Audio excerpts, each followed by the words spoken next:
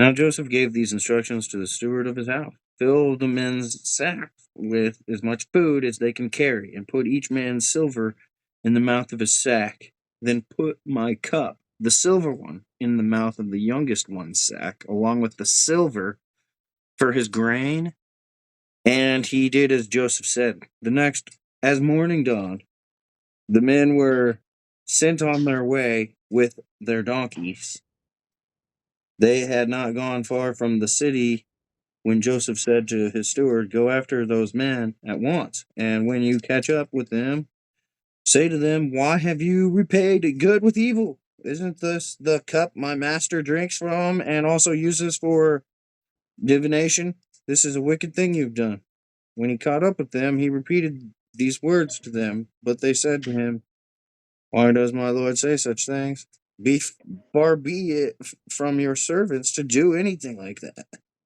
We even brought back to you from the land of Canaan the silver we found inside the mouths of our sacks. So why would we steal silver or gold from your master's house? If any of your servants is found to have it, he will die, and the rest of us will become my lord's slaves. Very well, then, he said.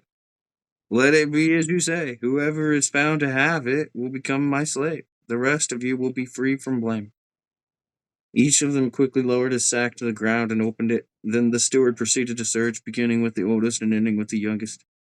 And the cup was found in Benjamin's sack. At this, they tore their clothes. Then they all loaded their donkeys and returned to the city. Joseph was still in the house when Judah and his brothers came in, and they threw themselves to the ground before him.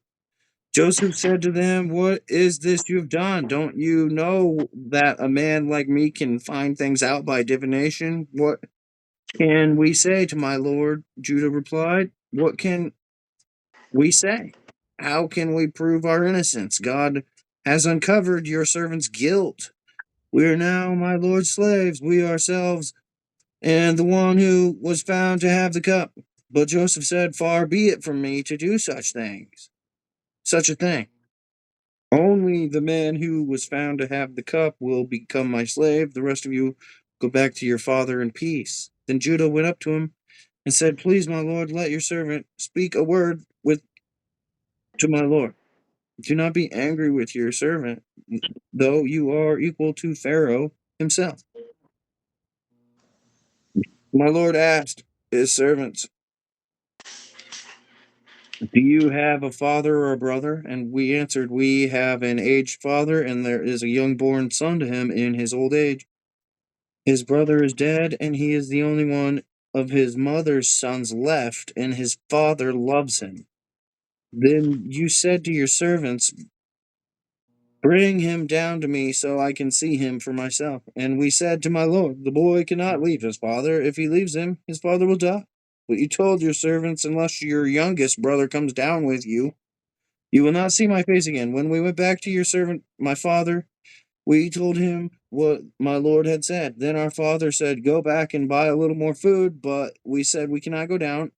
Only if our youngest brother is with us, we will go. Will we go? We cannot see the man's face unless our youngest brother is with us. Your servant, my father, said to us, you know that my wife bore me two sons. One of them went away from me, and I said, he has surely been torn to pieces, and I have not seen him since. If you take this one from me too, and harm comes to him, you will bring my gray head down to the grave in misery.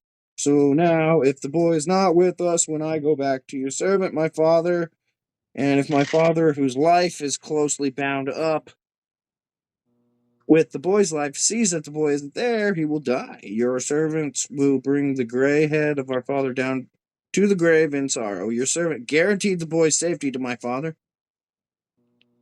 I said,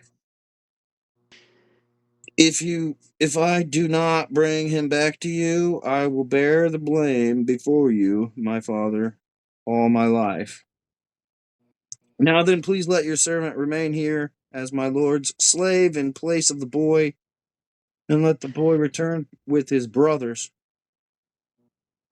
How can I go back to my father if the boy is not with me? No, do not let me see the misery that would come upon my father.